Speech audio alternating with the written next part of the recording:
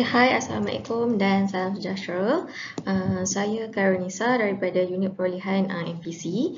So, ini adalah slide talimat tata cara pendaftaran projek berkaitan kepakaran di MPC. Okey. Ini adalah kenyataan tawaran di mana keterangan tawaran adalah berkaitan perolehan perkhidmatan kepakaran di MPC atau merujuk lebih kepada profesional dengan kelayakan atau bidang kod pendaftaran MOF seperti khidmat latihan, tenaga pengajar dan moderator, perkhidmatan editorial, penulisan sembunyi penulisan dan sebagainya lah. Okey, so dia adalah lebih merujuk kepada bidang profesional. Harga dokumen adalah RM50 dan tarikh dijual pada 15 Mac secara atas talian dan tarikh tutup juga pada 30 Mac 2021 pada jam 12 tengah hari. Juga secara atas talian dihantar ke alamat ikutlah seperti yang tertera.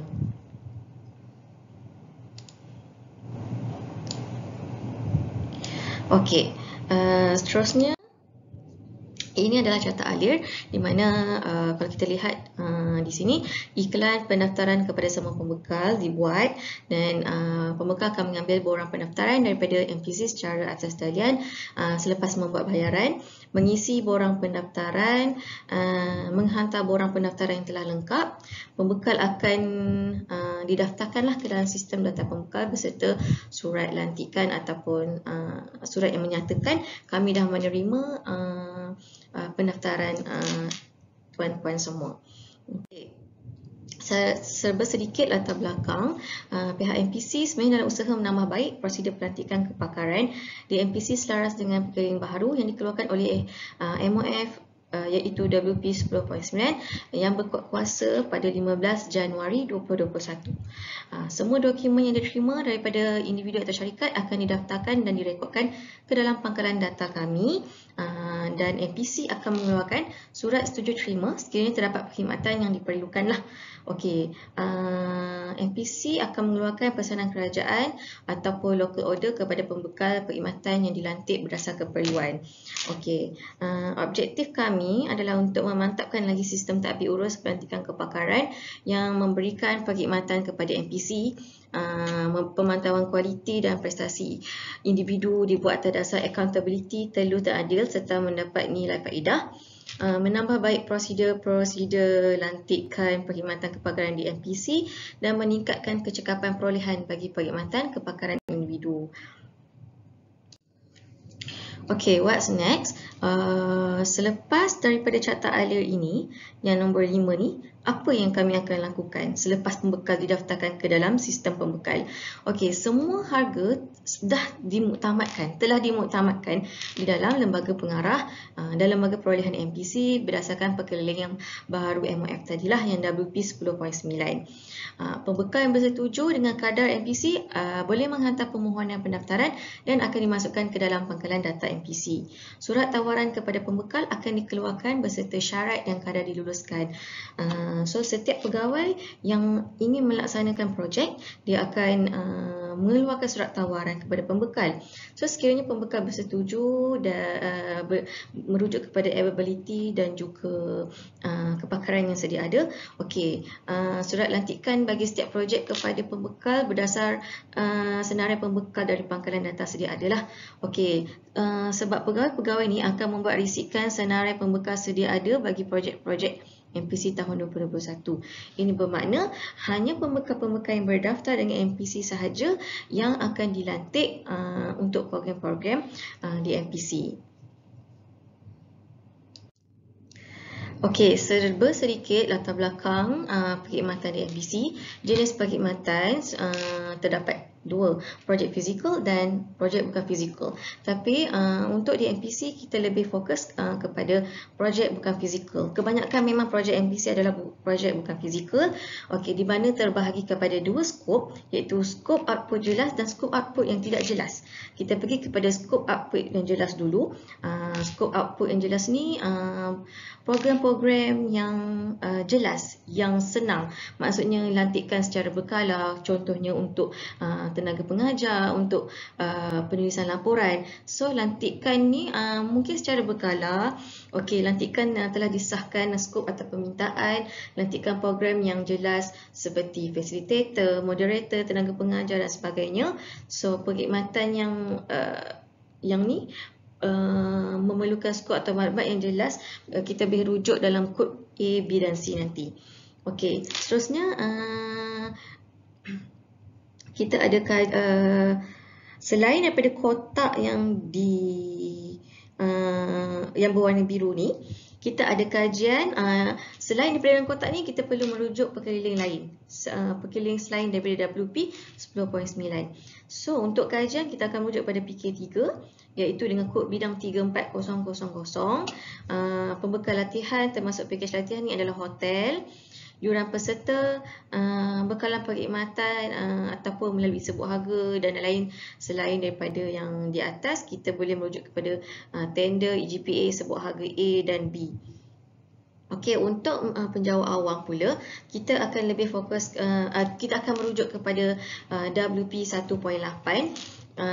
dan okey, seterusnya kita pergi kepada skop output yang tidak jelas. Skop output yang tidak jelas adalah input daripada industri atau pakar rujuk dan ataupun panggilan mesyuarat dari peringkat tertinggi untuk melaksanakan sesuatu tugasan secara tiba-tiba. Contohnya mendapat mandat daripada Perdana Menteri ataupun KSN. So MPC perlu melaksanakan program-program yang memerlukan bantuan daripada pakar-pakar luar. Syarat-syarat penghantaran dokumen pendaftaran. Cadangan yang dikemukakan oleh pembekal hendaklah menggunakan bahasa Melayu atau bahasa Inggeris. Okey, hendaklah pakai semua borang yang disediakan dalam dokumen pendaftaran ini. Sekiranya ruang yang disediakan dalam borang asal tidak mencukupi, so dibenarkan mengemukakan borang tambahan. Walau bagaimanapun, borang tambahan tersebut hendaklah sama dengan format dalam borang asal kami. Okey, di sini saya sertakan muka hadapan borang.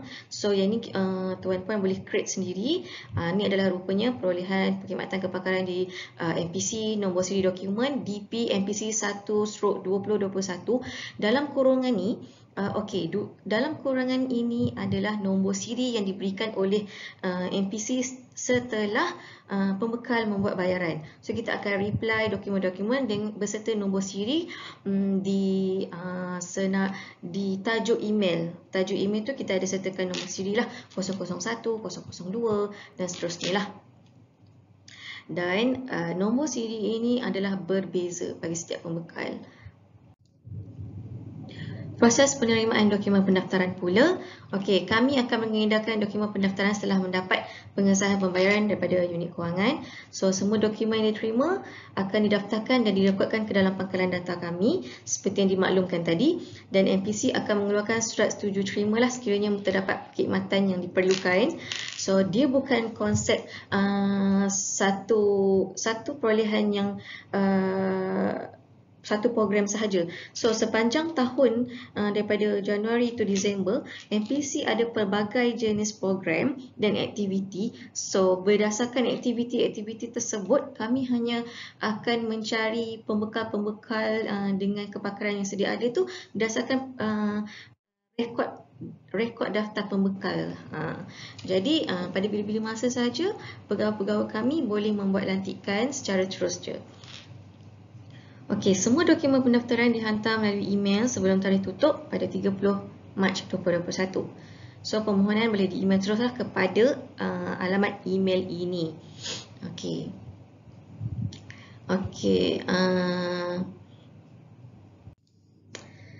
Senarai semak dan dokumen perlu dihantar.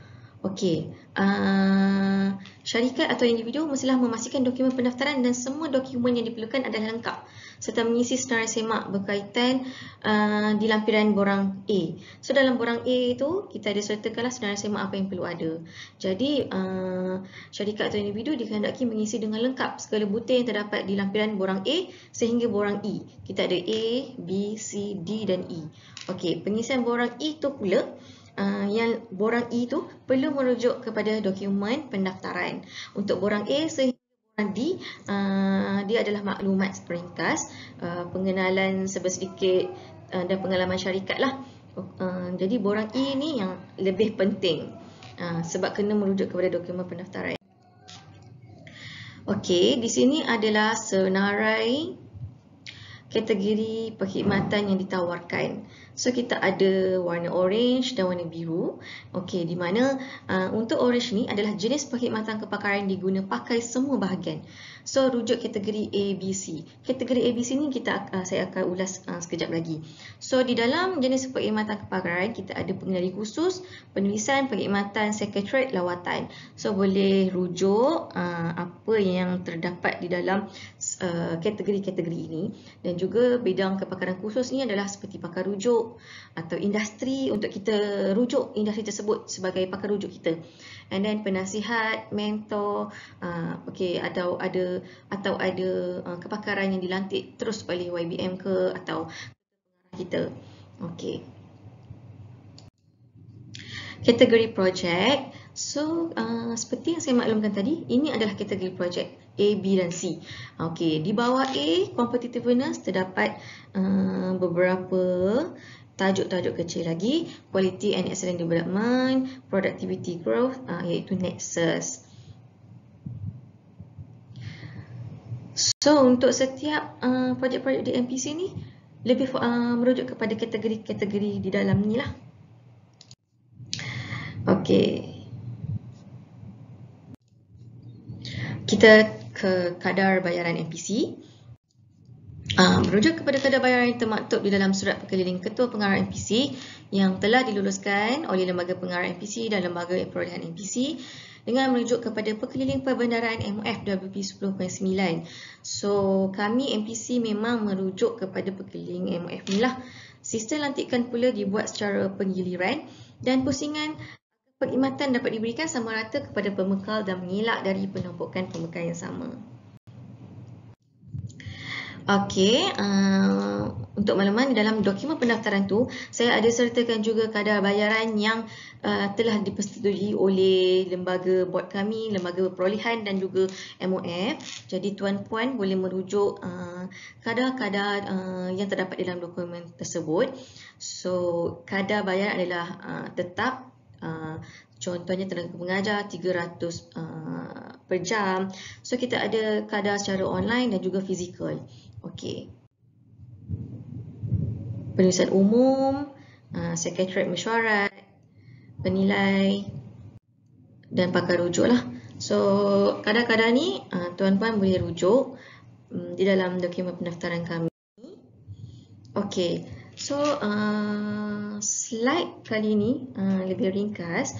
So, sekiranya ada soalan berkaitan bagaimana untuk pendaftaran, bagaimana untuk kami mendaftar, apa kod bidang yang sesuai.